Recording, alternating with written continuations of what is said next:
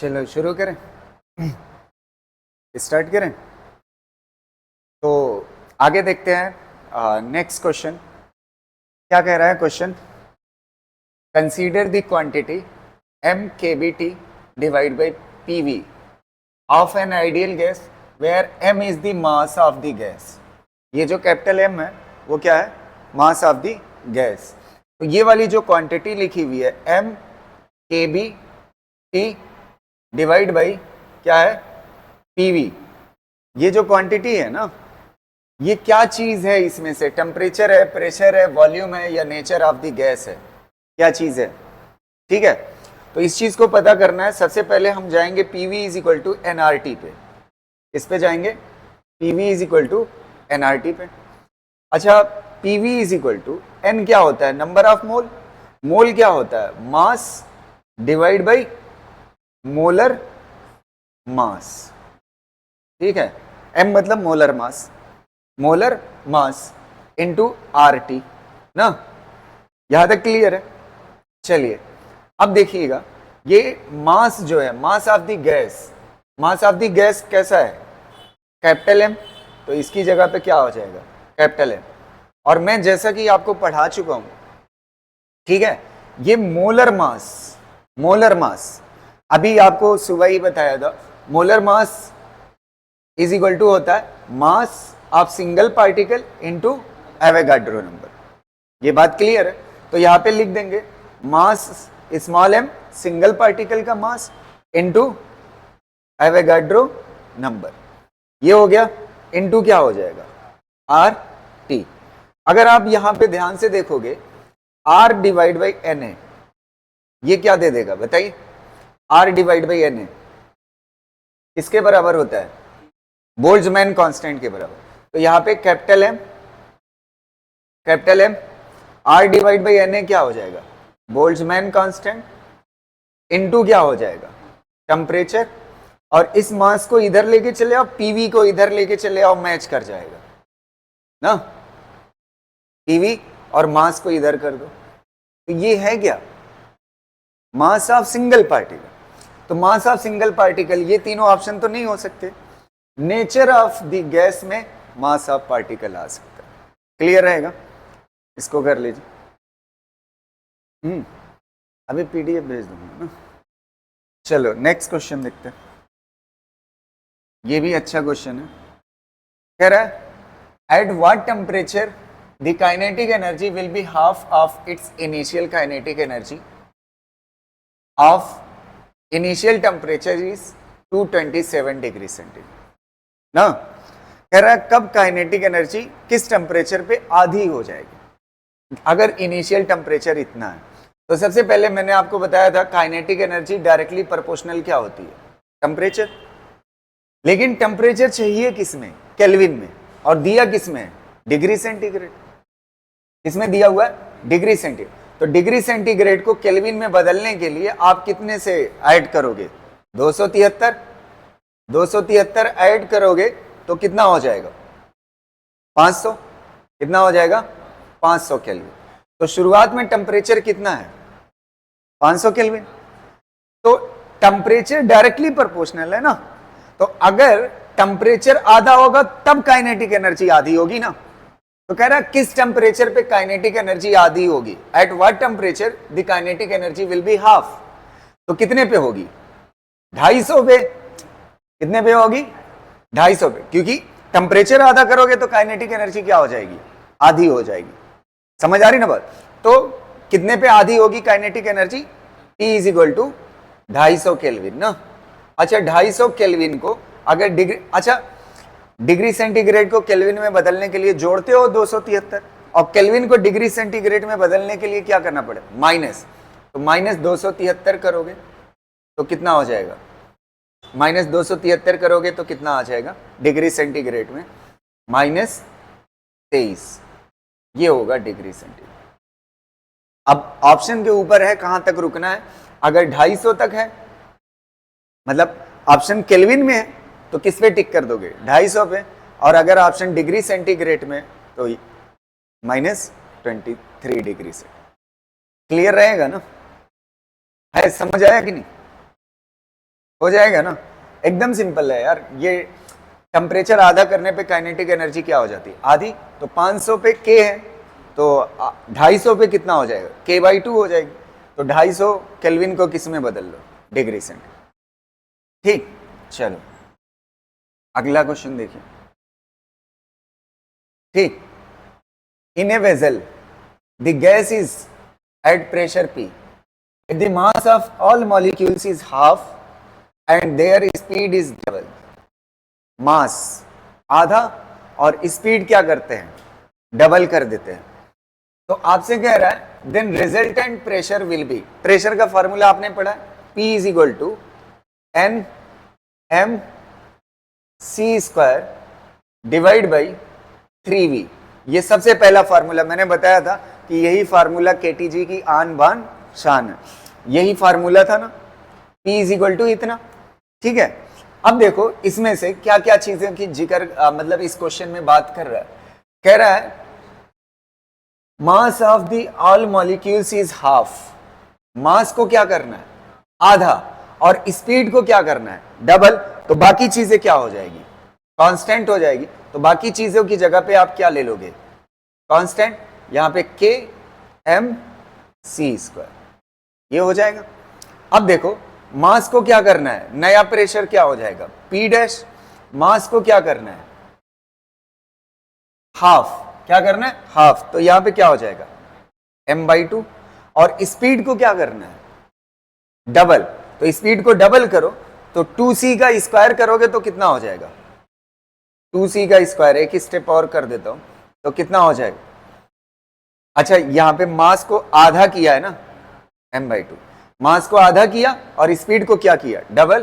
तो ये कितना हो जाएगा, k m/2, और ये कितना हो जाएगा, 4c स्क्वायर। 2 से 2 क्या हो जाएगा, कैंसिल। अच्छा k mc स्क्वायर कितने के बराबर है, p के बराबर, बचा कितना, 2, और कितना हो जाएगा, p। ये हो गया p डैश, नया प्रेशर कितना आ गया। क्लियर रहेगा, इसको कॉपी करिए, स्क्रीनशॉट ले लीजिए, नेक्स्ट क्वेश्चन करते हैं। ठीक है, चलिए यहां तक हो गया। अगला देखना, कह रहा है to find out degree of freedom the correct expression is, degree of freedom और गामा में रिलेशन पूछा है। गामा तो आप जानते हो CP/CV होता है, और डिग्री ऑफ फ्रीडम भी बता चुका हूं मैं। तो अब आप देखिएगा गामा इज इक्वल टू क्या होता है, CP/CV ना। अच्छा CV और CP का जनरल फार्मूला क्या होगा, अभी सुबह पढ़ाया हूं। CV इज इक्वल टू होता है degree of freedom divide by 2 into R ना। अब ये F की value monoatomic, diatomic, triatomic के अकॉर्डिंग चेंज होती है। अगर मोनो एटॉमिक होगा तो 3, डाई एटॉमिक होगा तो 5, ट्राई एटॉमिक लीनियर होगा तो भी 5। मतलब ये किसके अकॉर्डिंग चेंज होती है, डिग्री ऑफ फ्रीडम के अकॉर्डिंग CV की वैल्यू चेंज होती है। CV की वैल्यू आपने पढ़ा है। और CP का फार्मूला क्या होता है, CP क्या होता है, CV में कितना ऐड कर दो, R ऐड कर दो, क्या ऐड कर दो, R ऐड। तो ये हो गया CP, यहां पे रख दीजिए CP की जगह पे FR डिवाइड बाई 2 प्लस कितना हो जाएगा, R डिवाइड बाई CV कितना है, F R/2। FR इसको सॉल्व कर लीजिए, FR/2 डिवाइड होगा ना, ऐसे काटना सही नहीं है, गड़बड़ हो जाएगा। ठीक है,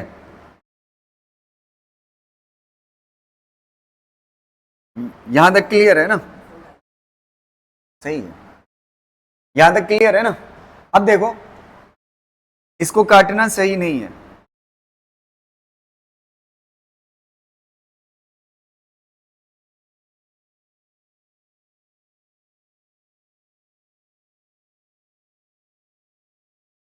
हाँ इसको काटना ऐसे सही नहीं है, यहां पे FR/2 रहने दो।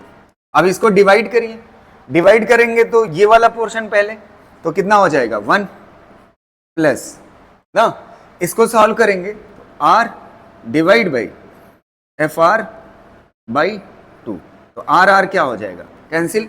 ये गामा इज इक्वल टू कितना हो जाएगा, gamma is equal to 1 plus ये 2 ऊपर चला जाएगा, 2 डिवाइड बाई F ना।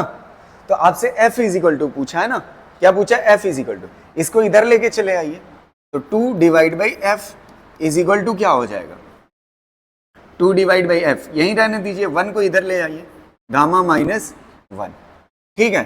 तो f इज इक्वल टू पूछा है, पलट दीजिए ना, पलट देंगे तो क्या हो जाएगा, f by 2 is equal to कितना हो जाएगा, 1 बाई गामा माइनस 1, तो f इज इक्वल टू कितना हो जाएगा, 2 बाई गामा माइनस 1। कौन सा सही होगा, पहला वाला ना। समझ आया, एकदम आसान सा क्वेश्चन है, ठीक है, क्लियर रहेगा। ये रिलेशन भी पूछा जा सकता है आपसे, गामा इज इक्वल टू पूछ सकता है, इसमें option f is equal to दिया हुआ है, सारे कर ले जाओगे ना, ठीक है, इसको कॉपी कर लीजिए, फिर नेक्स्ट क्वेश्चन पे चलिए, नेक्स्ट क्वेश्चन देखते हैं। ये क्वेश्चन देखिएगा, ये अच्छा क्वेश्चन है, कह रहा है if R divide by CV is equal to इतना, this gas made up of, किसकी बनी होती है, मोनोएटॉमिक, डाईएटॉमिक, पॉलीएटॉमिक या किस चीज की ना। तो R divide by CV is equal to कितना दिया हुआ है, 0.67 ना, तो R इज इक्वल टू क्या हो जाएगा, 0.67 CV, ठीक है, R इज इक्वल टू आ गया। अच्छा, मुझे CP और CV की वैल्यू पता चल जाए तो मेरे ख्याल से आइडिया लग जाएगा कि क्या चीज है, या गामा की वैल्यू पता चल जाए, गामा की वैल्यू से मैं जान सकता हूं कि मोनोएटॉमिक है, डाईएटॉमिक है, ट्राईएटॉमिक है, कैसी है, या CP CV की वैल्यू से जान सकते हैं। तो चलिए, CP minus CV is equal to क्या होता है, R, यही होता है ना, CP minus CV is equal to क्या होता है, R। तो CP माइनस CV, R की जगह पे आप कितना लिख सकते हो, 0.67, और क्या लिख सकते हो, CV ना, इसको इधर लेके चले आइए, तो CP इज इक्वल टू क्या हो जाएगा, CV को इधर लाओगे तो कितना हो जाएगा, प्लस CV, ऐड करोगे तो कितना हो जाएगा, 1.67 CV, और CP बाई CV कर दो, CV को इधर ले आओ डिवाइड में, CP by CV is equal to 1.67, किसका होता है,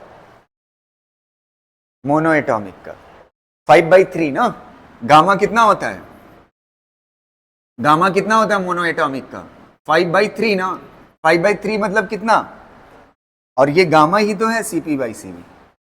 तो मैंने बताया था ना, गामा या कोई चीज पता चल जाए उससे आइडिया लग जाएगा, तो गामा पता चल गया, और गामा से हमने आइडिया लगा लिया क्योंकि हमने टेबल पढ़ा है अभी, ठीक है, मैंने वहां पे मजा भी लिया था कि 1.67 पूछ लेगा तो कहेंगे नहीं पढ़ाया, 5/3 पढ़ाया, ठीक है। चलो, ये क्वेश्चन हो गया, कॉपी कर लीजिए, नेक्स्ट देखते हैं अगला क्वेश्चन, ठीक है, ये वाला देखिएगा, for hydrogen gas CP minus CV is equal to A, for oxygen gas CP minus CV is equal to B ना। तो कह रहा है A और B में रिलेशन कैसा होगा, तो मैंने बताया था सभी आइडियल गैस के लिए CP माइनस CV बराबर होता है किसके, R के, तो मतलब ये भी R है और ये भी क्या है, R है, तो A बराबर है किसके, B। एकदम हल्का सा क्वेश्चन, कौन सा सही होगा, D वाला, क्लियर रहेगा, कर लोगे, ठीक है। नेक्स्ट क्वेश्चन देखते हैं, हो जाएगा ना, अगला वाला देखते हैं, ठीक है। नेक्स्ट क्वेश्चन कह रहा है the molar specific heat at constant pressure of an ideal gas, at constant pressure of an ideal gas is 7/2R, कितना है, 7/2R। The ratio of specific heat at constant pressure to that of constant volume. आपको क्या दिया हुआ है, molar specific heat at constant pressure, मतलब CP की value दी हुई है, CP की वैल्यू कितना दी हुई है, 7/2R, ऐसे है, ये R नीचे नहीं है ऊपर है, 7/2R दिया CP की वैल्यू ना। आपसे पूछ क्या रहा है, CP की वैल्यू इतना दे करके, रेशियो पूछ रहा है कांस्टेंट प्रेशर पे specific heat to constant volume, मतलब CP/CV पूछ रहा है, Cp बाई Cv मतलब क्या पूछ रहा है? गामा पूछ रहा है। क्या पूछ रहा है? गामा। अच्छा, Cp इतने के बराबर, Cv में R जोड़ दो तो क्या बन जाता है? Cp। Cv में R जोड़ो तो क्या बन जाता है? तो ऐसे ही Cp से अगर Cv निकालना होता, R क्या करना पड़ेगा? माइनस, या ऐसे कर लो, Cp minus Cv is equal to क्या होता है? R होता है। तो आपको क्या पता है? Cp पता है, 7/2R minus Cv is equal to क्या हो जाएगा? R। इसको इधर लेके चले आओ, Cv इज इक्वल टू कितना हो जाएगा? 7/2R माइनस R ना। तो Cv इज इक्वल टू कितना हो जाएगा? 5R/2। यही हो जाएगा। अब रख दो, 3.5 होगा ना, 3.5R। क्या? हाँ, गामा चाहिए। हाँ, Cp/Cv हो, ठीक है। तो अब यहां से रख दो वैल्यू, Cp की वैल्यू कितना है? 7/2R डिवाइड बाई कितना है? 5/2R। R/2 क्या हो जाएगा? कैंसिल, कितना हो जाएगा? 7/5। 7/5 मतलब 1.4 कह सकते हो। समझ आ रही ना?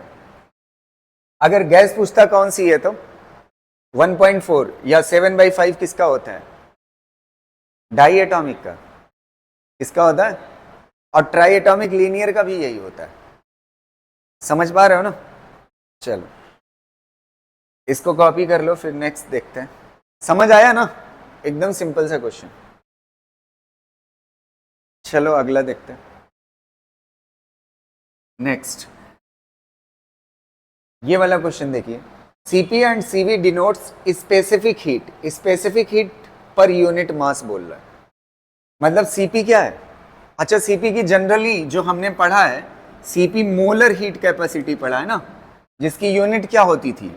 जूल पर मोल केल्विन होती, जो हमने पढ़ा है Cp ना। और R की भी यूनिट क्या होती है? जूल पर मोल केल्विन होती है ना। तो Cp minus Cv is equal to क्या होता था? R होता था। तो इसकी भी यूनिट वही है, इसकी भी यूनिट वही है, इसकी भी यूनिट वही है। लेकिन इस क्वेश्चन में कह रहा है जो Cp और Cv है, Cp और Cv है, वो पर यूनिट मास है। क्या है? पर यूनिट मास है ये तो। अच्छा, पर यूनिट मास है और मुझे लाना है Cp, तब ये फॉर्मूला एप्लीकेबल होगा। मुझे यूनिट कौन सी लाना है? जूल पर मोल केल्विन लाना है। मतलब Cp की यूनिट किस में बदलना है? जूल पर, और है क्या? जूल पर केजी केल्विन। तब ये Cp minus Cv is equal to R लगा सकते हैं जब जूल पर मोल केल्विन हो पाएगा। तो इसको करने के लिए आप जानते हैं किससे मल्टीप्लाई करिए? मोलर मास से। किससे मल्टीप्लाई करें? मोलर मास क्या होता है? मास डिवाइड बाई मोल। नहीं समझ आ रही? एक मिनट, आप इसको किससे मल्टीप्लाई करिए? मोलर मास से। मोलर मास की यूनिट जानते हो? अरे, मोलर मास की यूनिट क्या होती है? मोलर मास की ग्राम पर मोल क्या होती है? ग्राम को तो केजी में कन्वर्ट कर सकते हो ना। केजी केजी क्या हो जाएगा, और नीचे क्या आ जाएगा? मोल आ जाएगा। तो जूल पर मोल केल्विन बन जाएगा। तो मतलब Cp और Cv को अगर आपको इस वाली यूनिट में बदलना है, अगर ये ऐसा है जूल पर केजी है, तो इसको किससे मल्टीप्लाई कर दो? मोलर मास से।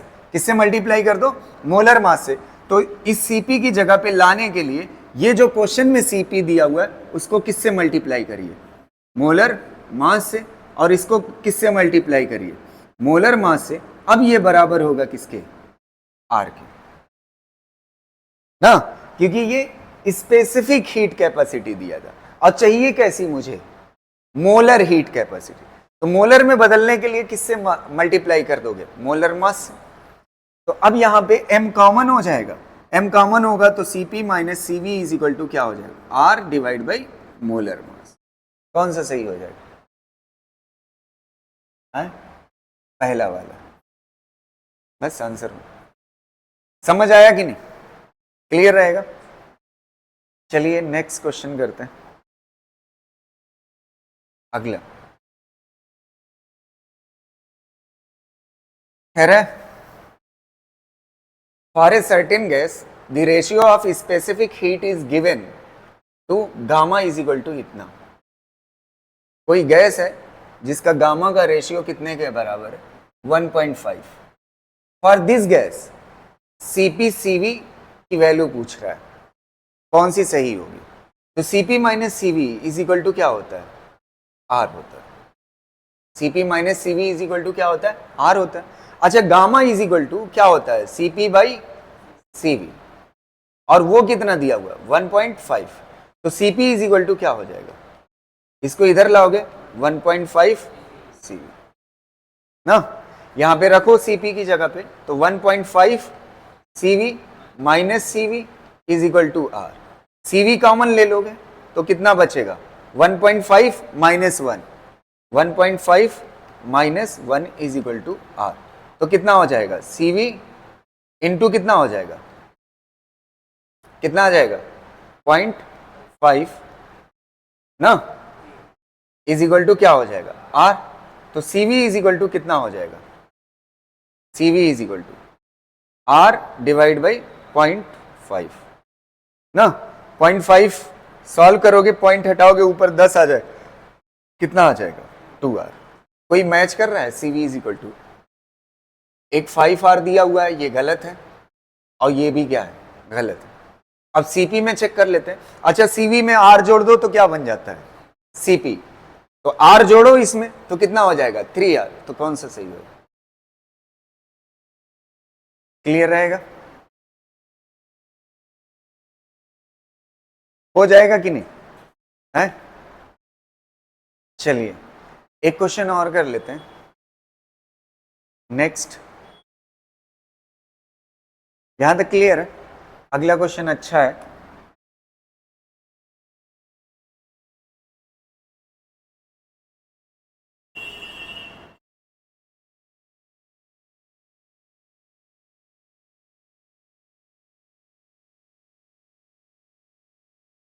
ये वाला ना, the temperature of a gas is -50 degree. ये जीरो ना लगाइएगा, ये माइनस है, -50 डिग्री सेंटीग्रेड। किसी गैस का टेम्परेचर कितना है, -50 degree centigrade. To what temperature the gas should be heated so that RMS speed increase by 3 times. RMS speed is increase by, ये जबरदस्त क्वेश्चन है, समझ आया।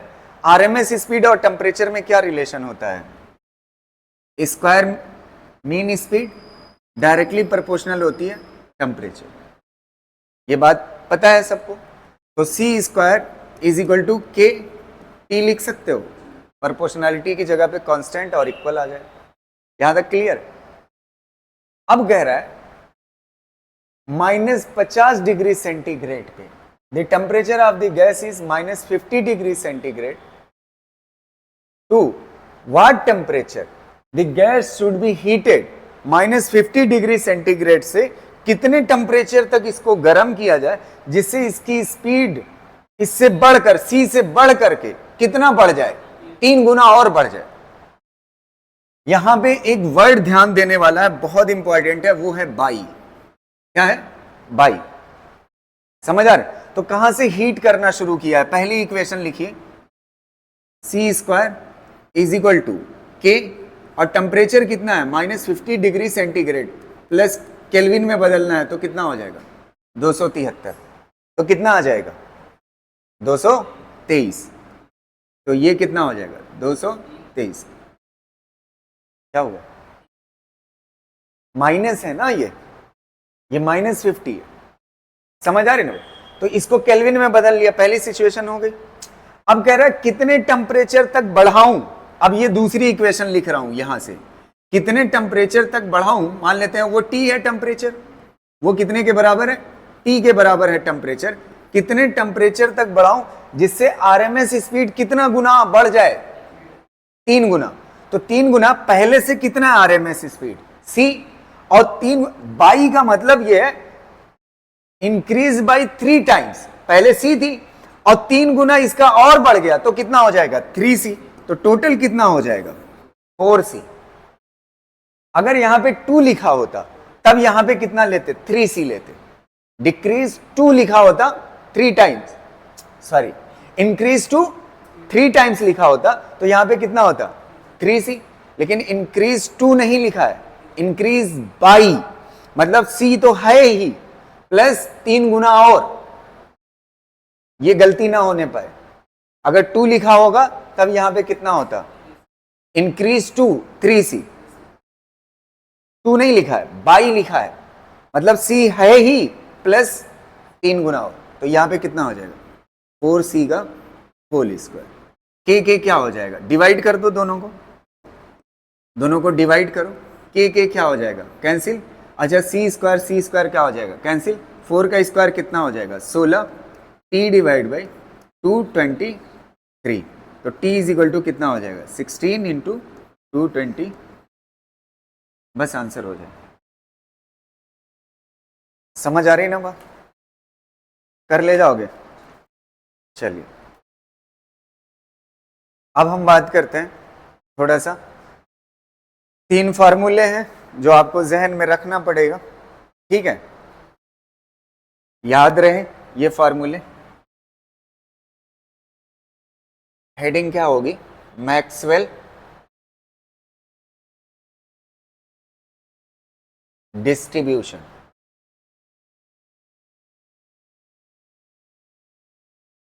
मैक्सवेल डिस्ट्रीब्यूशन, ठीक है, ये इंपॉर्टेंट है और ये तीनों फार्मूले हमेशा आपको रटे रहने चाहिए। समझ आ रही ना बात। सबसे पहले आरएमएस स्पीड पे चले जाते हैं। आरएमएस स्पीड का आपने फार्मूला पढ़ा है, आरएमएस स्पीड का टेम्परेचर के फॉर्म में कितना पढ़ा है 3 RT/m, ये पढ़ा है 3 RT/m पढ़ा है, समझ आ रही ना। और इसी फार्मूले को हम मास के फॉर्म में, ये एक चीज बताइएगा, m क्या है मोलर मास, r क्या है गैस कांस्टेंट, ठीक है। अगर इसको r की जगह पे k कर दो, kBT बोल्ट्जमैन, और यहां पे t कर दो और यहां पे क्या कर दो मास of single particle, mass of single particle, तो ये 2 फार्मूले हैं, ठीक है। अच्छा कुछ लोग सोच रहे होंगे कि ये कैसे कर दिया ना फार्मूला, अरे कुछ नहीं यार, ये जो है ना, अच्छा ये बताओ r को आप क्या लिख सकते हो, देखो यहां से देखो, Boltzmann constant is equal to क्या होता है r डिवाइड बाई Na होता है, ये होता है। तो बोल्ट्जमैन कांस्टेंट की जगह पे क्या लिख सकते हो r डिवाइड बाई Na लिख सकते हो ना। अगर आप ईमानदारी से देखोगे इसको c is equal to 3 RT divide by ना, मोलर मास को मैंने क्या बताया था डेफिनेशन, मोलर मास मतलब होता है mass of single particle into Avogadro number, मैंने बोला था इसको रट मारो ना। तो यहां पे मास of single particle into Avogadro number जब आप करोगे तो ये वाली चीज देखोगे ये कितने के बराबर, kb के बराबर, तो देखिए यही फार्मूला आ जाएगा कि नहीं। तो ये मास ऑफ सिंगल पार्टिकल के फॉर्म में है और ये किसके फॉर्म में है फार्मूला, मोलर मास के फॉर्म में, समझ आया। तो ये फार्मूला हो गया आरएमएस स्पीड का, किसका हो गया आरएमएस स्पीड का। कैसे आया ये मैंने आपको दिखा दिया, ठीक है। और एक स्पीड होती है जो मोस्ट प्रोबेबल स्पीड होती है, इसको बोलते हैं मोस्ट प्रोबेबल स्पीड। मोस्ट पूरा आप लिख लीजिएगा, most probable speed, most probable speed, ठीक है। मोस्ट प्रोबेबल स्पीड का फॉर्मूला जब आप लिखोगे तो यहां पे कितना हो जाएगा 2 kBT डिवाइड बाई m ना, 2 kBT डिवाइड बाई m हो जाएगा, समझ आ रही है ना। ये किसका फार्मूला हो जाएगा मोस्ट प्रोबेबल स्पीड का, और इसको इस वाले फॉर्मेट में बदलोगे मोलर मास के तो कितना हो जाएगा v मोस्ट प्रोबेबल स्पीड कितने के बराबर हो जाएगी? 2 के की जगह पे क्या हो जाएगा? आर, और टी की जगह पे टी, और मास की जगह पे क्या हो जाएगा? Molar mass. 2 फार्मूले हो गए। अब तीसरा एक और फार्मूला होता है वी एवरेज। क्या होता है? V average. अभी मैं आपको समझा रहा हूं ये तीनों स्पीड। वी एवरेज क्या होती है? वी एवरेज का फार्मूला होता है 8 KBT divide by pi M. Pi M क्या है? मास ऑफ सिंगल पार्टिकल, और पाई तो आप पहचानते ही हो, सब कुछ वैसे ही है। तो ऐसे एवरेज स्पीड अगर आप इस फॉर्मेट में लिखना चाहते हो मोलर मास के फॉर्म में, तो यहां पे कितना हो जाएगा? 8 केबी की जगह पे क्या हो जाएगा? Are T divide by pi into molar mass. समझ आ रही ना भाई? अब आप देखिए गैस के पास आरएमएस स्पीड क्या होती है, ये तो आपको पता है। समझ आ रहा है? ये दोनों फार्मूला, ये मास ऑफ सिंगल पार्टिकल और ये मोलर मास के फॉर्म, ये आपको पता है। एवरेज स्पीड, एवरेज स्पीड क्या होती है जनरली? इस वाले और इस वाले में फर्क क्या है? एवरेज स्पीड अगर आप निकालते हो, average speed v1 plus v2 plus dot dot plus vn divide by n ना। और आरएमएस स्पीड क्या होती है? c under root v1 square plus v2 square plus dot dot vn square divide by n। दोनों में फर्क दिख रहा है ना? ये कौन सी है? एवरेज, और ये कौन सी है? आरएमएस। ठीक है, तो एवरेज और आरएमएस समझ आ गई। अब क्या बात करेंगे हम? Most probable. कौन सी? जैसे मान लेते हैं आपके पास बॉल का बहुत तरह की बॉल है, अलग अलग कलर की बैग में, उसमें आप हाथ डालिए, तो हाथ डालने के बाद जो बॉल निकल के आएगी आपके हाथ में, ज्यादा प्रोबेबिलिटी जिसकी होगी वो क्या कहलाएगी? Most probable ball. क्या कहलाएगी? ऐसे ही गैस के अंदर बहुत सारे मॉलिक्यूल हैं, उनकी सबकी अलग अलग स्पीड है। कैसी है? अलग अलग। उसमें हाथ डालिए, जो हाथ से निकलने के चांस होंगे सबसे ज्यादा, वो कौन सी वेलोसिटी के होंगे? मोस्ट प्रोबेबल स्पीड के। तो ऐसे पार्टिकल के पास जो स्पीड होगी उसका नाम क्या होगा? Most probable speed. नहीं समझ आई बात? समझ आ रही ना बात? फिर मैं बता रहा हूं, गैसेज हैं, उसमें अलग अलग वेलोसिटी के बहुत ज्यादा पार्टिकल। अब उसमें हाथ डालो और आपके हाथ में जो आने के चांसेस हैं सबसे ज्यादा जिस बॉल के, उस बॉल को हाथ डाल करके निकालोगे जब, उसके पास जो स्पीड होगी वो क्या होगी? Most probable speed. तो ये 3 फार्मूले थे। ये तीनों फार्मूले बहुत इंपॉर्टेंट है आपके लिए इस चैप्टर के पॉइंट ऑफ व्यू से। ठीक है, तीनों आपको रटे रहने चाहिए। ठीक, आपको मैंने तीनों समझा दिया। इसमें एक क्वेश्चन ऐसा पूछा जाता है कि आप ये बताइए इन तीनों में, तीनों का रेशियो क्या होगा ना। तो सबसे ज्यादा, सबसे बड़ी कौन है इसमें? सबसे बड़ी कौन है? ये वाली मेरे ख्याल से ये 8 बाई पाई है ना। 8 बाई पाई मतलब पाई की वैल्यू 3 से ज्यादा होती है। 3 से ज्यादा होती है तो ये क्या आएगी? 3 से कम आएगी। इसका आंसर क्या आएगा? 3 से कम आएगा। लेकिन 2 से क्या होगा? ज्यादा। तो सबसे बड़ी कौन है? आरएमएस। फिर कौन है? एवरेज। फिर सबसे छोटी कौन है? Most probable. तो अगर इनका रेशियो पूछे, सबसे बड़ी कौन है? आरएमएस। फिर कौन है? फिर कौन सी है आपकी? एवरेज। फिर कौन सी है आपकी? Most probable.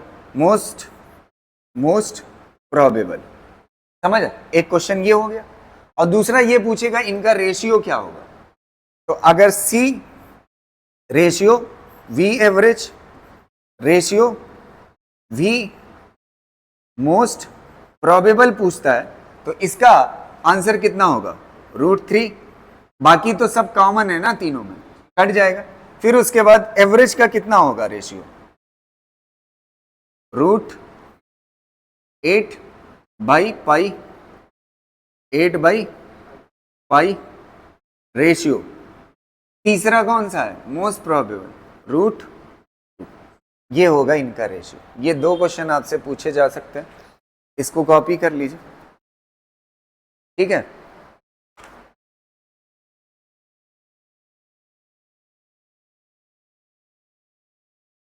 फिर उसके बाद चलिए सबसे पहले एक क्वेश्चन इस पे निपटाते हैं। समझ आ रही ना? अब यहां से एक बात लगेगी, बात ध्यान से सुनना। आपको ये लगेगा कि आरएमएस स्पीड सबसे बड़ी होती है। आरएमएस स्पीड क्या होती है? सबसे बड़ी। फिर उसके बाद कौन सी है? एवरेज। फिर उसके बाद कौन सी है? Most probable. तो एक जहन में क्वेश्चन आएगा कि आरएमएस जो है हमेशा सबसे बड़ी होती है, और उसके बाद एवरेज होती है, फिर उसके बाद मोस्ट प्रोबेबल होती है। आपके जहन में ये बैठा रहेगा। तो एक क्वेश्चन इस पे देख लेते हैं, आपके जहन से ये बात निकल जाएगी, ठीक है।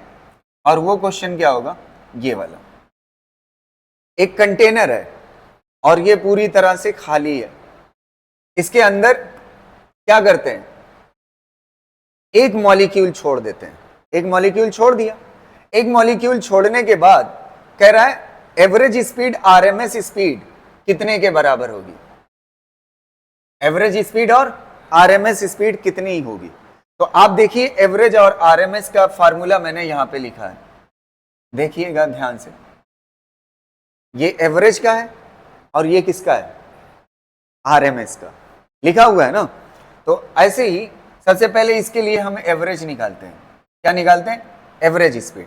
तो एवरेज स्पीड का फार्मूला क्या होगा?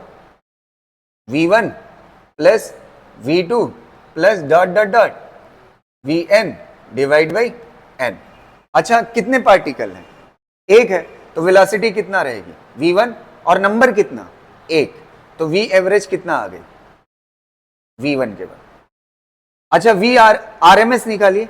आरएमएस स्पीड क्या होती है? Under root u1 square plus u2 square plus dot dot plus un square divide by क्या होती है? n होती है ना। अच्छा, यहां पे रखिए, एक ही पार्टिकल है ना, तो ये कितना हो जाएगा? v1 कर लो, नहीं तो कंफ्यूजन पैदा करे। v1 ना, एक ही पार्टिकल है तो क्या रहेगा? v1 का स्क्वायर और नंबर कितना है? एक, और इस पे क्या लगा हुआ है? रूट। अच्छा, रूट स्क्वायर को क्या करता है? हटा देता है, तो कितना बचेगा? v1। आप देख रहे हो एवरेज और आरएमएस दोनों आपस में बराबर हैं।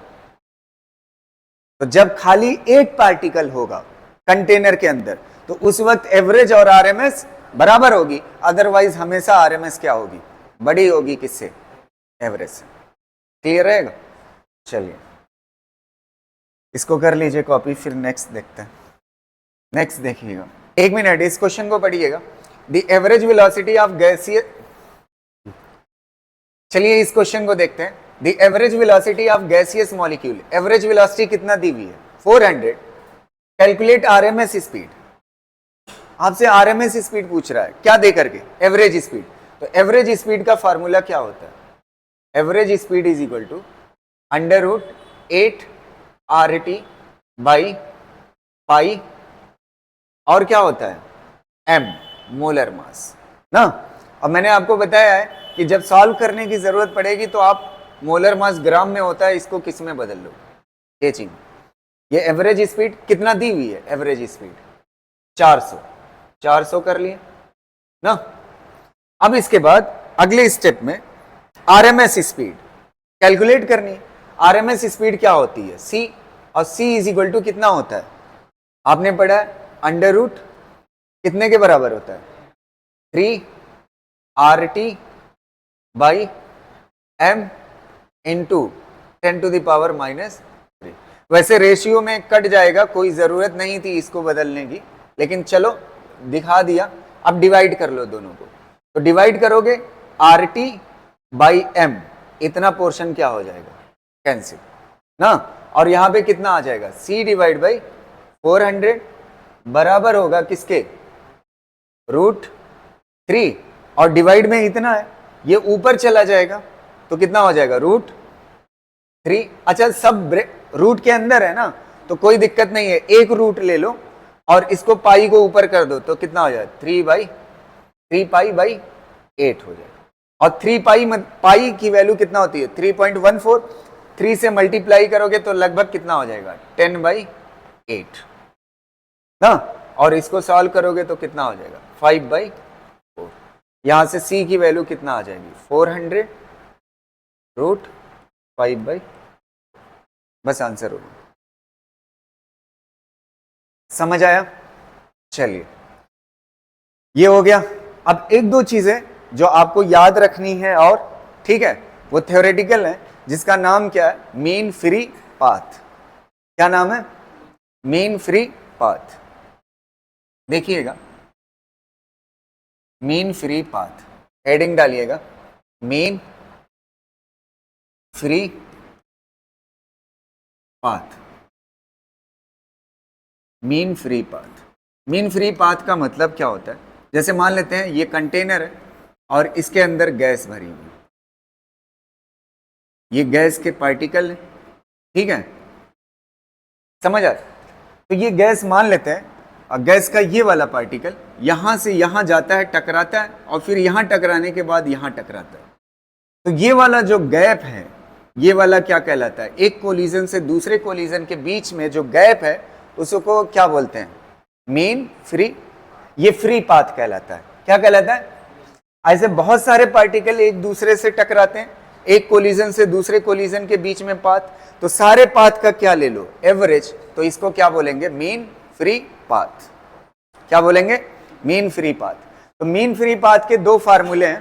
पहला L is equal to 1/n pi D square ना, ये वाला फार्मूला। तो यहां पे सबसे पहली चीज n क्या है? Number density. क्या है? Number density. नंबर डेंसिटी मतलब आप समझ रहे हो, number of particle per unit volume. Number density मतलब number of particle, number of particle per unit volume, number density हो गई। पाई तो आप जानते हो, डी क्या है? Diameter of particle, diameter of particle, diameter of particle. समझ आ रही ना बात? यहां तक क्लियर रहेगा? डी क्या है? Diameter of particle. ठीक, तो अब आप देखिएगा ये वाला फार्मूला कब यूज होगा मीन फ्री पाथ का? जब क्या हो, सारे पार्टिकल किस में हो? रेस्ट में, सिर्फ एक पार्टिकल क्या कर रहा हो? मूव कर रहा हो। ऑल, ये कब अप्लीकेबल है? All particle is at rest. सिर्फ क्या कर रहे हैं? सिंगल इज मूविंग, एक क्या कर रहा हूं? मूव कर रहा हूं।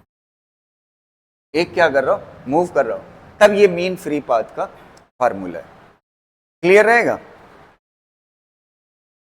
समझ आ रही है? One particle is moving. और तो एक बात आती है, जब सभी मूव कर रहे हो तब, जब सभी मूव कर रहे हो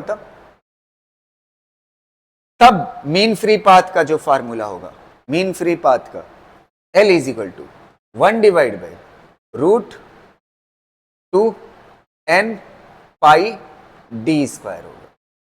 जब क्या कर रहे हैं? ऑल पार्टिकल क्या कर रहे हैं? मूव कर रहे हैं। When all particle is moving. जब सभी पार्टिकल क्या कर रहे हो? Is moving. जब सभी पार्टिकल मूव कर रहे हैं, बस नीचे क्या आ जाएगा? √2 आ जाएगा। समझ आ रही ना बात? एक क्वेश्चन यहां पे छोटा सा पूछा जाता है, mean free path is directly proportional to, option दिया रहेगा r square, b 1 divide by r square, c r, d 1 divide by r। ठीक है, तो मीन फ्री पाथ डायामीटर के साथ कैसा रिलेशन रख रहा है? Are square. तो डायामीटर की ही जगह पे आप रेडियस रख सकते हो r/2, तो कौन सा सही हो जाएगा? समझ आ रही ना बात? क्लियर रहेगा ना? एक क्वेश्चन इस तरह का पूछा जाता है, इसको कॉपी कर लीजिए, फिर आगे बात करते हैं।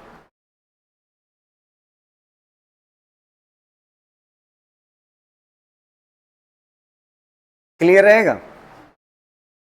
समझ आ रही ना बात?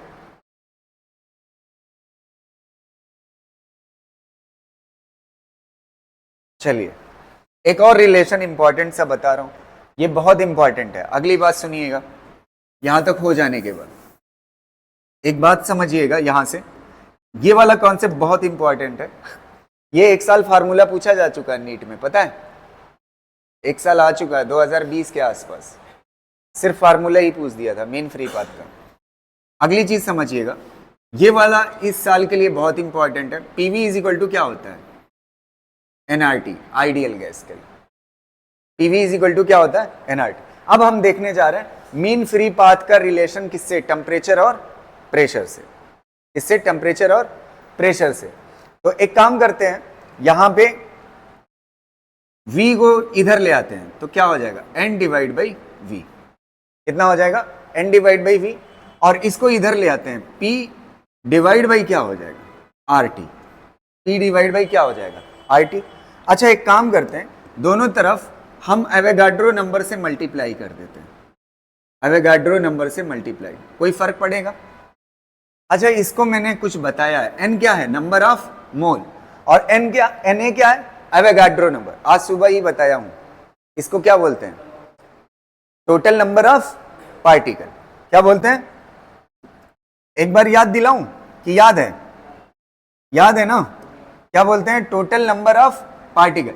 जैसे एक मोल में एवोगाड्रो नंबर ऑफ पार्टिकल होते हैं, 2 मोल होगा तो 2 मोल में पार्टिकल बताएगा, 3 मोल होगा तो 3 मोल। तो ये क्या बता रहा है? टोटल नंबर ऑफ पार्टिकल बता रहा है। क्या बता रहा है? Total number of particle.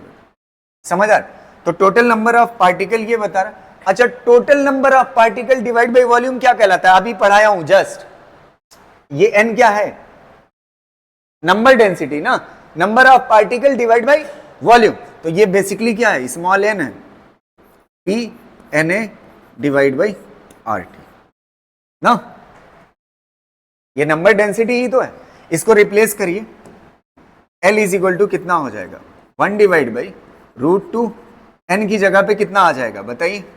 n की जगह पे P Na डिवाइड बाई कितना हो जाएगा? RT।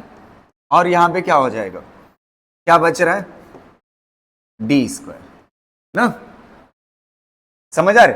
तो अब ये बताइए, मीन फ्री पाथ का टेम्परेचर के साथ रिलेशन कैसा है? क्या छूट रहा है? पाई। यहां पे पाई भी है ना, यहां पे पाई भी। यहां तक क्लियर है? अच्छा, टेम्परेचर के साथ मीन फ्री पाथ का रिलेशन कैसा है? L, mean free path L, ये ऊपर लिख दोगे ना, तो L is directly proportional to क्या? टेम्परेचर। और प्रेशर के साथ कैसा रिलेशन है? इनवर्सली प्रोपोर्शनल टू प्रेशर ना। ये बात इंपॉर्टेंट है, इसको कर लीजिए, फिर आगे बढ़।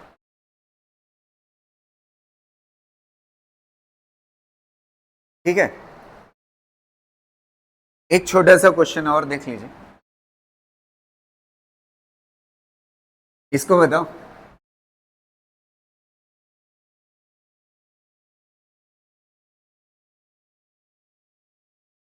ट्राइएटॉमी। अब ये मैं 5 तो है नहीं, तो लीनियर की बात नहीं कर रहा है। कैसा? Non linear. नॉन लीनियर के पास कितना होता है? बस आंसर हो। ठीक है, चलिए स्टार्ट कर रहे ना। तो ये आखिरी टॉपिक इस चैप्टर का, ठीक है? Dalton's law. Dalton's law. Dalton's law क्या होता है इसको समझिएगा। आपने 9th या 10th क्लास में देखा होगा, या 12th में ज़रूर पढ़ा होगा इसके बारे में, केमिस्ट्री में, या कहीं ना कहीं ज़रूर पढ़ा होगा इस चीज़ को। ठीक है, तो डाल्टन्स लॉ क्या होता है उसको समझिएगा। ये जो टोटल प्रेशर होता है किसी गैस के पास, वो क्या होता है? सम ऑफ पार्शियल प्रेशर होता है। सम ऑफ क्या होता है? Partial pressure. ये क्या कहलाता है? Total pressure. जैसे मान लेते हैं आपके पास एक कंटेनर है और उसके अंदर गैस भरी हुई है। एक कंटेनर है, उसके अंदर क्या भरी हुई है? गैस भरी हुई है और उस गैस का टेम्परेचर मान लेते हैं 300 केल्विन है, ठीक है, और इसका वॉल्यूम मान लेते हैं, ये जो वॉल्यूम है अप्रॉक्स मान लेते हैं 4 लीटर है। वॉल्यूम कितना है? 4 लीटर, ठीक है, और इसके अंदर कई गैसेस भरी हुई है। मिसाल के तौर पे मान लेते हैं 2 मोल 2 मोल हाइड्रोजन है, ठीक है, और फिर उसके बाद 2 मोल हाइड्रोजन, 5 मोल ऑक्सीजन, 5 मोल क्या है? ऑक्सीजन है, ठीक है, और आपके पास जो दिया हुआ है 5 मोल नाइट्रोजन, 5 मोल क्या है? नाइट्रोजन N2, ठीक है। अब समझते हैं पार्शियल प्रेशर क्या है और डाल्टन्स लॉ क्या है, ठीक है। किसी का कोई कंटेनर है, वो किस टेम्परेचर पे? 300 केल्विन, और वॉल्यूम उसका कितना है? 4 लीटर। इसमें गैसेस का मिक्सचर भरा हुआ है, 2 मोल हाइड्रोजन, 5 मोल ऑक्सीजन, ऑक्सीजन O3 ओजोन हो जाएगा ना, ऑक्सीजन O2 होती है ना, तो क्लियर रहेगा। और 5 मोल क्या है? नाइट्रोजन है। अब हमें समझना है पार्शियल प्रेशर किसे कहते हैं, ठीक है। तो आप आइडियल गैस लॉ जानते ही हो, पीवी इज इक्वल टू क्या होता है? NRT. PV is equal to क्या होता है? एनआरटी। तो पी इज इक्वल टू यहां से क्या लिख सकते हो? एन आर टी बाई क्या लिख सकते हो? वी लिख सकते हो ना। अब पहला स्टेप ये है कि आप समझ लीजिए पार्शियल प्रेशर क्या होता है, ठीक है। सेम साइज का कंटेनर लीजिए अलग से ना, सेम साइज का, वॉल्यूम इसका कितना? 4 लीटर। समझना पार्शियल प्रेशर किसे कहते हैं? 4 लीटर, और इसका टेम्परेचर कितना? 300 kelvin, 300 kelvin. Same temperature same volume का कंटेनर लीजिए और इसके अंदर सिर्फ हाइड्रोजन गैस को निकाल करके रखिए, सिर्फ हाइड्रोजन को ना। तो इस वक्त ये जो हाइड्रोजन गैस इस कंटेनर के ऊपर प्रेशर बनाएगा, उस प्रेशर को बोला जाता है पार्शियल प्रेशर। तो पार्शियल प्रेशर जानते हैं? सिंगल गैस का प्रेशर, किसका? सिंगल गैस का प्रेशर, सेम टेम्परेचर और सेम वॉल्यूम, जो मिक्सचर का टेम्परेचर और वॉल्यूम है ना, वही टेम्परेचर और वॉल्यूम इसको दीजिए, समझ? इस वक्त जो गैस प्रेशर बनाएगी उसे क्या बोलेंगे? पार्शियल प्रेशर किसका? हाइड्रोजन। अब इसी तरह से इसी कंटेनर में सेम टेम्परेचर और सेम प्रेशर पे इसको हटा दीजिए, एक पार्शियल प्रेशर निकल गया। अब इसको रखिए, ये जो प्रेशर बनाएगा उसे क्या बोलेंगे? पार्शियल प्रेशर, ठीक है, उसे क्या बोलेंगे? पार्शियल प्रेशर बोलेंगे, ठीक है। ऐसे ही इस तीसरे का निकाल सकते हैं, और अगर 3 गैस है तो तीनों गैस का सम क्या देगा आपको? Total pressure. तो सबसे पहले हम निकाल लेते हैं total pressure is equal to क्या होता है? Total pressure is equal to P1 plus P2 plus P3 ना। अच्छा, P1 इज इक्वल टू क्या लिख सकते हो आप बताइए यहां से? अच्छा, सेम टेम्परेचर और वॉल्यूम है ना, टेम्परेचर तो नहीं बदला, क्या बदल रहा है? मोल। तो मोल क्या हो जाएगा? N1, और ये RT डिवाइड बाई क्या हो जाएगा? V plus N2 RT divide by V plus N3 RT divide by क्या हो जाएगा? V। यहां से क्या कॉमन ले सकते हो? RT बाई V कॉमन ले सकते हो, अंदर क्या बचेगा? N1 plus N2 plus N3 ना। ये क्या दे देगा आपको? टोटल प्रेशर दे देगा। क्या दे देगा? Total pressure. क्लियर रहेगा? यहां तक कोई दिक्कत? समझ आया पार्शियल प्रेशर किसे कहते हैं? और पार्शियल प्रेशर का सम क्या कहलाता है? Total pressure, total number of mole. जैसे यहां पे देखो, ये वाला हिस्सा, इस वाले को कंपैरिजन करो इस वाले से ना, समझ आ रहा? एक का प्रेशर अगर निकालना होगा तो यहां पे N1 आता है, और अगर नंबर ऑफ गैसेस हैं, सबके मोल का sum into RT divide by V क्या दे देता है आपको? Total pressure. यहां से कंपैरिजन करना है। अगर 1 मोल लोगे तो 1 का प्रेशर, और टोटल मोल लोगे तो क्या दे देगा? Total pressure. यही क्या है? Dalton's law. तो सबसे पहले एक इस पे एक छोटा सा क्वेश्चन कर लेते हैं, फिर उसके बाद इसके अच्छे क्वेश्चन करेंगे, फिर जाते जाते लास्ट में एक एससीवी का क्वेश्चन कर लेते हैं। ठीक, चलिए नेक्स्ट देखते हैं इस क्वेश्चन को। मान लेते हैं एक कंटेनर है आपके पास और ये कितने एटमॉस्फेरिक प्रेशर पे, 10 atm पे। कितने एटमॉस्फेरिक प्रेशर पे, 10 एटमॉस्फेरिक प्रेशर। इसमें 5 मोल ऑक्सीजन है, बस समझाने के लिए 5 मोल ऑक्सीजन है और 3 मोल हाइड्रोजन है। कितना है? 3 मोल हाइड्रोजन है ना। अब आपसे क्वेश्चन पूछा है find the partial pressure of the gas. Find the partial pressure of the gas ना। ये क्वेश्चन है आपसे, गैस का क्या बताना है? Partial pressure. तो अगर आपको पार्शियल प्रेशर बताना है तो आपको फार्मूला पता है, total pressure is equal to क्या होता है? N1 plus N2 RT divide by V, यही होता है। अच्छा, टोटल प्रेशर कितना एटमॉस्फियर दिया हुआ है? 10, और N1 प्लस N2 कितना हो जाएगा? 5 3 8, 8 मल्टीप्लाई में इधर आ जाएगा तो क्या हो जाएगा? डिवाइड में, ये क्या हो जाएगा? RT by V। पहला स्टेप हो गया ना।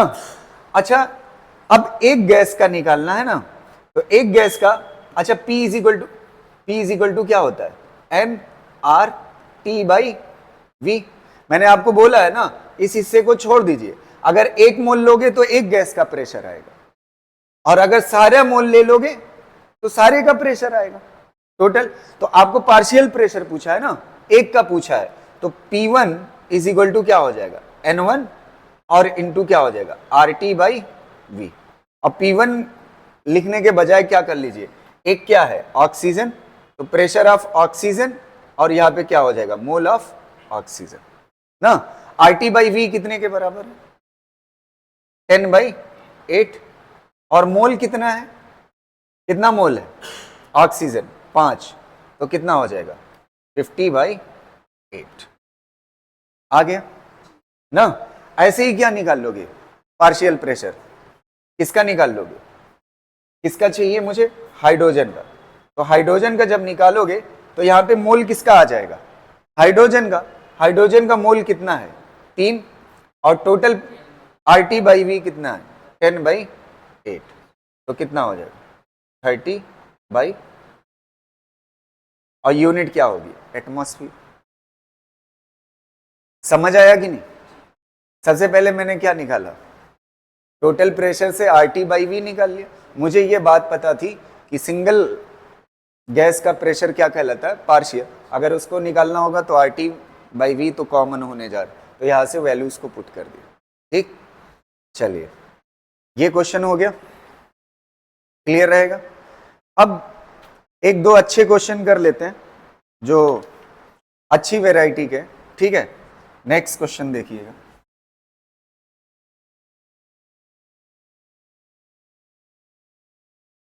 चलिए ये वाला कर लेते हैं, फिर उसके बाद SCV वाला करेंगे ना। ये वाला क्वेश्चन पढ़िएगा, बहुत अच्छा है। 2 कंटेनर ऑफ इक्वल वॉल्यूम, और इसको ऐसे हल्के में ना लीजिएगा, ये इंपॉर्टेंट क्वेश्चन है। ठीक है, 2 containers of equal volume, 2 container है जो कैसे वॉल्यूम का है? इक्वल वॉल्यूम का। बना लिया container, equal volume, the same gas at pressure P1 and P2 and absolute temperature T1 and T2।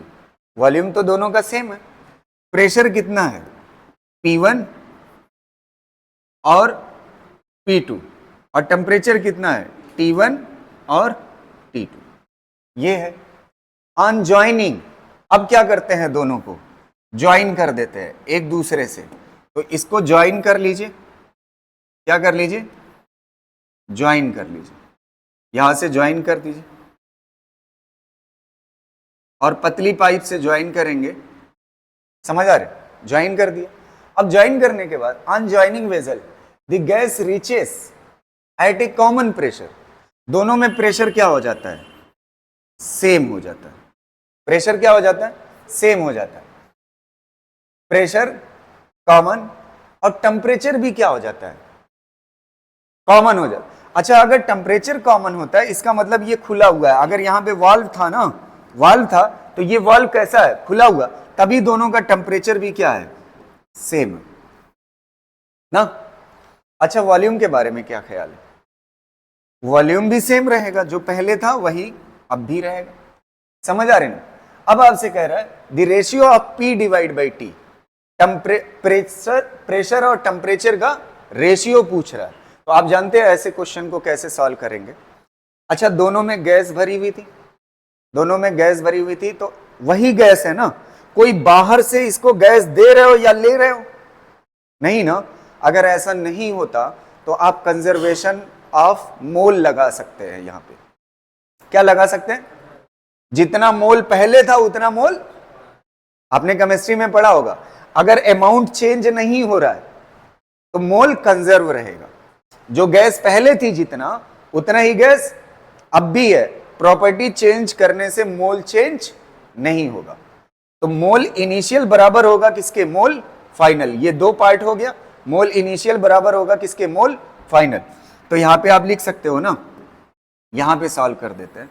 Mole initial, initially कितना है, N1 प्लस N2, इन दोनों के पास जो मोल है बराबर होगा किसके, नया मोल कितना हो जाएगा, N1 dash plus N2 dash. यहां तक कोई दिक्कत। अच्छा, PV इज इक्वल टू क्या होता है, NRT। तो मोल इज इक्वल टू क्या हो जाएगा, PV बाई RT। पहले इसका मोल लिखो, कितने के बराबर है, देखो P1 और कितना हो जाएगा, P1 और वॉल्यूम V रहेगा, V लिख दिया, डिवाइड बाई R और T की जगह पे कितना हो जाएगा, T1 प्लस, ऐसे यहां पे लिखोगे क्या हो जाएगा, प्रेशर कितना P2, वॉल्यूम कितना V, डिवाइड बाई टेम्परेचर कितना T2। अब आ जाते हैं N1 डैश और N2 डैश पे। अब ये वाली सिचुएशन ना, तो N1 क्या हो जाएगा, P, N1 क्या हो जाएगा, P, प्रेशर से, हाँ आ रही यहां पे, ठीक है,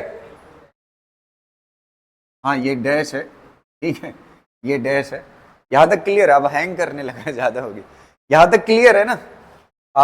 यहां पे प्रेशर P हो जाएगा और वॉल्यूम कितना हो जाएगा, V डिवाइड बाई R, और टेम्परेचर कितना है T, एक का हो गया। अच्छा, इतना ही इसका भी है, सेम है ना, तो यहां पे प्लस सेम चीज आएगी, तो आप क्या लिख सकते हो, इंटू 2 लिख सकते हो ना। अब क्या कट रहा है, काट लो, V divide by R, V divide by R, V divide by R, cut गया।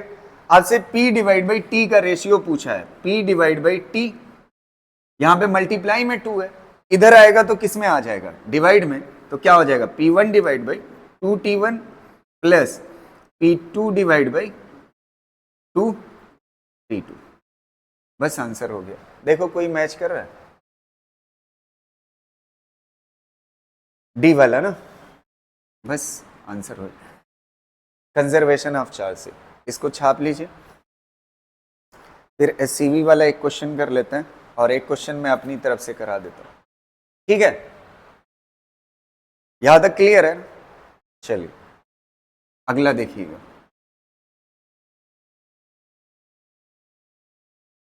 क्या दिया हुआ है, two close vessel of equal volume contains air of 100 kilo pascal 300 kelvin and are connected. दो क्लोज वेसल है और दोनों का इक्वल वॉल्यूम है, एक क्लोज वेसल दूसरी क्लोज वेसल ना, दोनों का वॉल्यूम कैसा है, इक्वल है, और दोनों का प्रेशर कितना है, कंटेन एयर इतने किलो पास्कल और इतने टेम्परेचर पे, तो प्रेशर कितने के बराबर है, 105 किलो पास्कल और ये भी प्रेशर कितने के बराबर है, 105 किलो पास्कल। और टेम्परेचर दोनों का कैसा है, 300। टेम्परेचर कितना हो गया, 300 केल्विन, और इसका भी टेम्परेचर कितना हो गया, 300 केल्विन ना। अब इसके बाद कह रहा है इफ, अब इन दोनों को एक नैरो ट्यूब से कनेक्ट कर दिया जाता है। तो नैरो मतलब इसका वॉल्यूम कंसीडरेबल नहीं होगा, नैरो ट्यूब से कनेक्ट कर देते हैं, नैरो ट्यूब से कनेक्ट कर दे। If one of the vessel now is maintained at 300 kelvin. अच्छा, V वही, इसको कितने टेम्परेचर पे कर देते हैं, 300 केल्विन पहले जो टेम्परेचर था एक, and other is 400 kelvin. Other कितने पे आ जाती है, 400 केल्विन ना। जैसा डाटा दिया वैसे ही करना है। What will be the pressure in the vessel. अच्छा, इन दोनों को कनेक्ट कर दोगे तो प्रेशर कैसा हो जाएगा, मान लेते हैं यहां पे प्रेशर कितना था 105 और यहां पे कितना था, प्रेशर चेंज होगा तभी तो पूछ रहा है, प्रेशर क्या होगा, चेंज होगा तभी तो पूछ रहा है। तो प्रेशर क्या हो जाएगा बताइए, यहां पे कितना हो जाएगा P डैश और यहां पे कितना हो जाएगा P डैश। प्रेशर चेंज होगा तभी तो पूछ रहा है। अच्छा, वॉल्यूम के बारे में क्या ख्याल है, सेम रहेगा यार भाई, जितना वॉल्यूम पहले था उतना ही बाद में रहेगा, वॉल्यूम क्या रहेगा, सेम। अब फिर कौन सा लग जाएगा, अच्छा अमाउंट बदला है गैस का, जितना पहले था उतना बाद में, तो आप कंजर्वेशन ऑफ मोल लगा सकते हैं, N1 प्लस N2 बराबर होगा N1 dash plus N2 dash ना। अब पहले N इज इक्वल टू क्या होता है, PV डिवाइड बाई RT, पहले इसके लिए लिखिए, ठीक है। यहां पे कितना हो जाएगा, अच्छा ये दोनों कैसे हैं, सेम है ना, तो सीधा आप क्या लिखोगे, PV डिवाइड बाई RT, और कितना लिख लोगे 2 टाइम्स ना। अभी बाद में वैल्यूज पुट कर लेंगे, प्रेशर कितने के बराबर है 105 और टेम्परेचर कितने के बराबर 300 के, ठीक है। अभी कर दें क्या, टेम्परेचर कितना है 300 केल्विन। अच्छा, वॉल्यूम सेम रहने जा रहा है तो बदलने की जरूरत नहीं है, R तो कट जाएगा, बचा कौन सा, प्रेशर। प्रेशर अभी पता है 105 है, कर लेंगे आगे। अब देखो बाद में टेम्परेचर दोनों का कैसा है, अलग अलग, तो यहां पे कितना हो जाएगा P तो सेम है P डैश, और वॉल्यूम कितना V डिवाइड बाई कितना हो जाएगा R, और टेम्परेचर कितना 300 ना, plus P dash V divide by R, और टेम्परेचर कितना 400 ना। अब कुछ कट रहा है आपका, V divide by R, V divide by R, V divide by R cancel हो गया, समझ आ रही ना।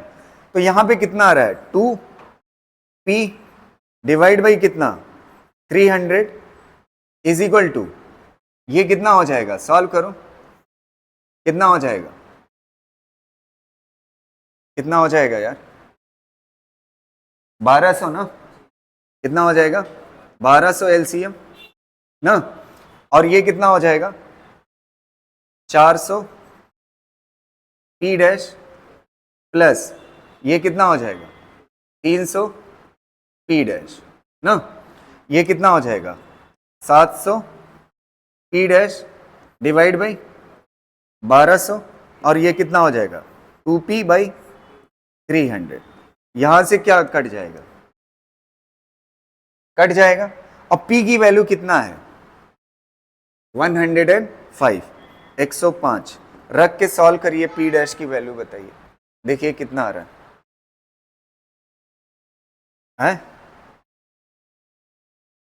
कितना आ रहा है,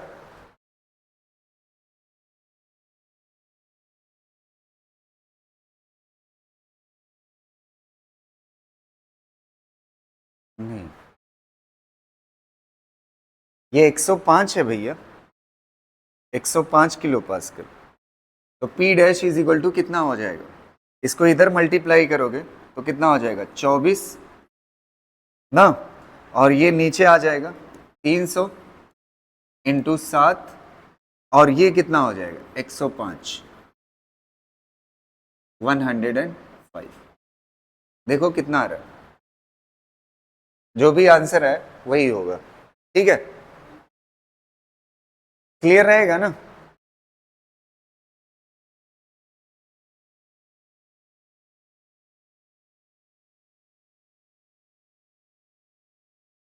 क्लियर है ना, इसको सॉल्व कर लीजिएगा। चलिए आइए नेक्स्ट क्वेश्चन देखते हैं। ठीक है, बाकी लोग कमेंट करेंगे जो वहां से ऑनलाइन देखेंगे। ठीक, एक क्वेश्चन और मैं करा रहा हूं, इसको आप आंसर दीजिएगा। ठीक है, प्रैक्टिस के लिए आपकी। ठीक है, ये वाला क्वेश्चन देखिएगा।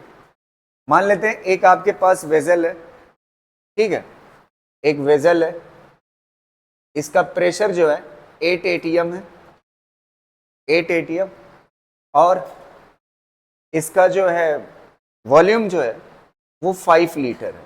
वॉल्यूम कितना है 5 लीटर। ठीक, वॉल्यूम कितना हो गया 5 लीटर हो गया। क्लियर है, और इसमें नाइट्रोजन है। क्या है, नाइट्रोजन। एक कंटेनर और है, और इसका प्रेशर जो है 6 एटीएम है ना, और वॉल्यूम जो है इसका, वॉल्यूम जो गिवन है आपको वो दिया हुआ है 4 लीटर। कितना दिया हुआ है 4 लीटर। ठीक है, और ये ऑक्सीजन है। क्या है, ऑक्सीजन। अब इन दोनों को कनेक्ट कर दिया जाता है, दोनों वेसल को क्या कर दिया जाता है, कनेक्ट कर दिया जाता है। अब जो कनेक्ट कर रहे हैं ना, देखना ध्यान से, इन दोनों को कनेक्ट कराओ, इन दोनों वेसल को कनेक्ट करा दो, कनेक्ट करा दिया। ठीक है, अब इसका जो वॉल्यूम है 1 लीटर है। कितना है 1 लीटर। इसका कितना है 5 लीटर, और इसका कितना है, इसका कितना है 4 लीटर। तो टोटल जानते हैं वॉल्यूम कितना हो गया 10 लीटर। इससे पहले वाले जो क्वेश्चन थे उसमें ये पाइप कैसी थी, नेग्लिजिबल थी, उसके पास कोई वॉल्यूम नहीं होता था। इस बार 1 लीटर।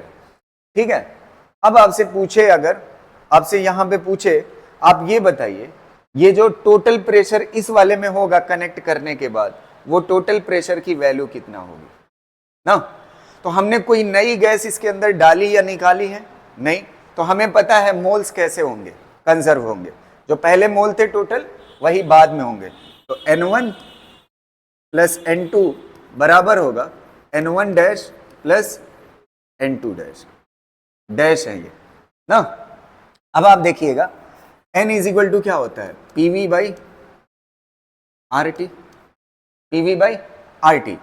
तो अब आप देखिए यहां पे प्रेशर कितना है 8, और वॉल्यूम कितना है 5।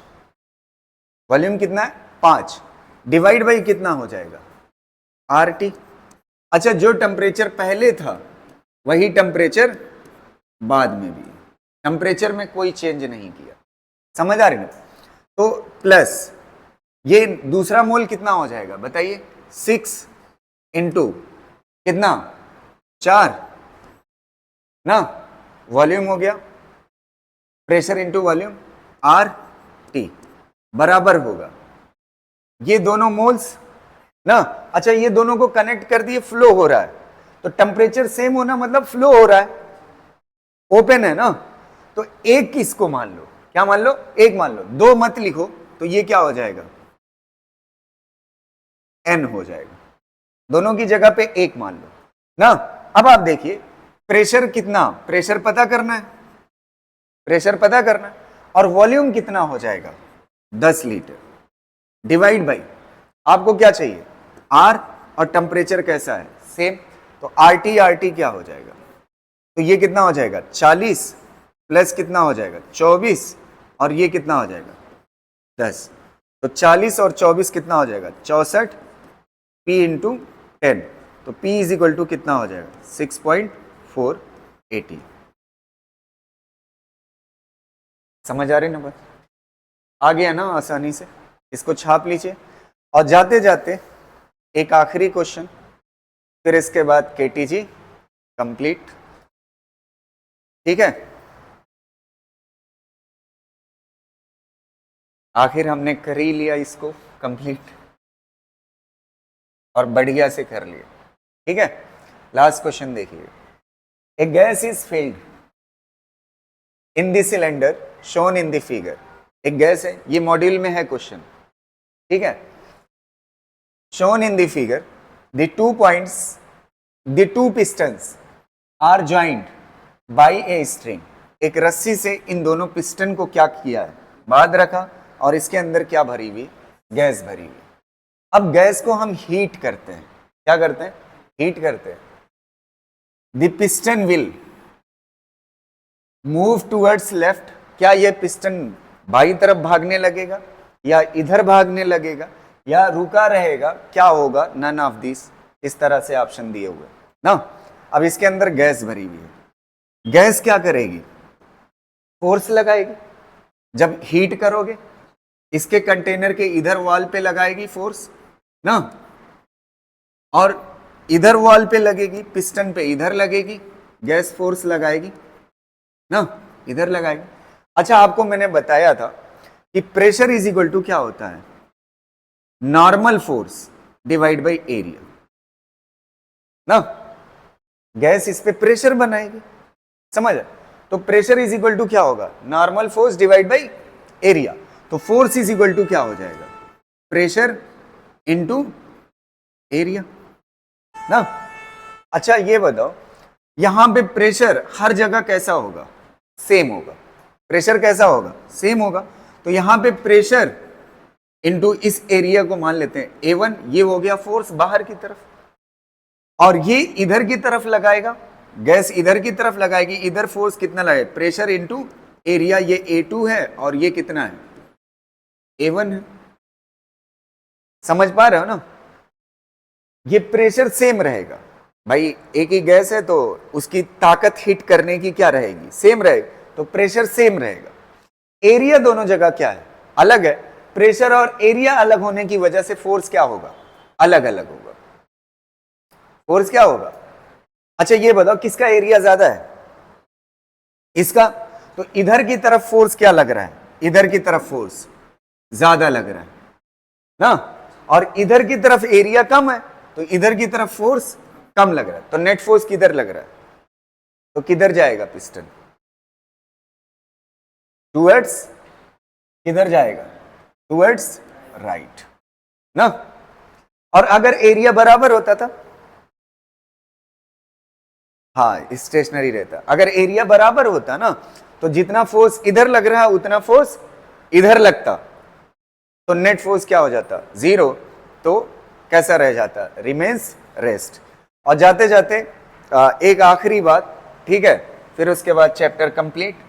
थोड़ा सा केटीजी का जितना हमने पढ़ा है उसका एक थोड़ा सा छोटा सा जादू टाइप मैंने बताया भी था। ठीक है, आपने एक इक्वेशन मैंने बताया था केटीजी की, ये सब कुछ यही इक्वेशन है, NmC² डिवाइड बाई क्या था, 3V था, ये था। अच्छा ये RMS स्पीड है, RMS स्पीड का फार्मूला टेम्परेचर के फॉर्म में आपने पढ़ा है, 3RT/m, ये पढ़ा है। तो यहां पे आप रख दीजिए P इज इक्वल टू, ये कितना हो जाएगा, Nm डिवाइड बाई 3V, और इसका स्क्वायर करोगे, C का स्क्वायर करोगे तो रूट हट जाएगा, तो कितना हो जाएगा, 3RT/m। 3 क्या हो जाएगा, कैंसिल ना। अब एक चीज आप देखिए, ये वाला पोर्शन किसके बराबर है, मास ऑफ सिंगल पार्टिकल। और n क्या है, n क्या है, n क्या था यहां पे, नंबर, मोल मत समझिएगा, ये नंबर ऑफ पार्टिकल है, तो n नंबर ऑफ पार्टिकल है ना। तो m एक पार्टिकल का मास, n क्या है, नंबर ऑफ पार्टिकल, तो ये टोटल मास है ना, ये क्या चीज है, यहां तक क्लियर है ना। अब आप देखिएगा ये वाली चीज क्या है, टोटल मास। अच्छा total mass divide by molar mass क्या कहलाता है, अरे mass divide by molar mass, number of moles क्या कहलाता है, number of moles, N R T divide by क्या होगा, वी। इसको इधर कर दोगे तो क्या बन जाएगा, PV is equal to NRT. मतलब जो भी हमने केटीजी के अजम्पशन वो सारी चीजें पढ़ी थी वो किसके लिए था, आइडियल गैस के लिए। क्लियर रहेगा यहां तक। एक चीज और बच रही है, वंडरवाल, पढ़ा दें हैं, 2 मिनट का, 5 मिनट, ठीक है। तो एक और छोटी सी चीज है, लास्ट में जाते जाते उसको देख लेते हैं, वंडरवाल इक्वेशन। क्या चीज, वंडरवाल इक्वेशन। कोई चीज रह ना जाए, वंडर वाल्स, डब्ल्यू है यहाँ पे शायद, स्पेलिंग का थोड़ा सा केयर मत के, कभी कभी मुझसे गलती हो जाती है। वंडरवाल्स इक्वेशन, ठीक है, फिजिक्स पे कंसंट्रेट करिए। वंडरवाल्स इक्वेशन, आपने आइडियल गैस पढ़ा ना, आइडियल गैस का क्या होता है formula, PV is equal to N R T होता है ना। वंडरवाल इक्वेशन जो होती है वो रियल गैस के लिए होती है, किसके लिए होती है, रियल गैस के लिए होती है। तो अब आप देखिए, रियल गैस के लिए जब लिखोगे, ये जो V है, आइडियल गैस में वॉल्यूम किसका होता है, पूरा कंटेनर का होता है। किसका होता है, उसमें आइडियल गैस के पार्टिकल इतने छोटे छोटे होते हैं, पार्टिकल का कोई वॉल्यूम नहीं होता। तो ये प्योरली वॉल्यूम कौन सा है, खाली कंटेनर, मतलब पार्टिकल के अलावा बाकी जगह क्या है, खाली है। तो ये खाली वॉल्यूम है ना, तो अगर रियल गैस आ जाएगी तो पार्टिकल जगह लेगा ना, तो वॉल्यूम क्या हो जाएगा, कम हो जाएगा। तो वॉल्यूम V माइनस घट के क्या हो जाएगा, कितना माइनस हो जाएगा, NB। कितना हो जाएगा, NB इज इक्वल टू क्या होगा, इज इक्वल टू क्या हो जाएगा, RT ना। तो मतलब रियल गैस में वॉल्यूम क्या हो जाता है, कम रह जाता है, क्योंकि उसमें पार्टिकल का वॉल्यूम कंसिडरेबल होता है। और आइडियल में क्या था, नेग्लिजिबल था। तो ये इतना हो गया, तो P इज इक्वल टू कितना हो जाएगा, RT divide by V minus क्या हो जाएगा, NB ना। RT डिवाइड बाई कितना हो जाएगा, NB हो जाएगा। अब आप देखिए ये क्या चीज है, प्रेशर। अगर किसी कंटेनर के अंदर आइडियल गैस भरी हो, कौन सी गैस भरी हो, आइडियल गैस, तो ये जा करके हिट करते हैं पार्टिकल, तो उसकी वजह से क्या बनता है, प्रेशर। तो आइडियल गैस में पार्टिकल के बीच में अट्रैक्शन नहीं था, लेकिन रियल गैस में क्या होगा, अट्रैक्शन होगा। तो जब एक पार्टिकल दूसरे पार्टिकल को खींचेगा तो उतनी तेजी से जाकर के हिट कर पाएगा है?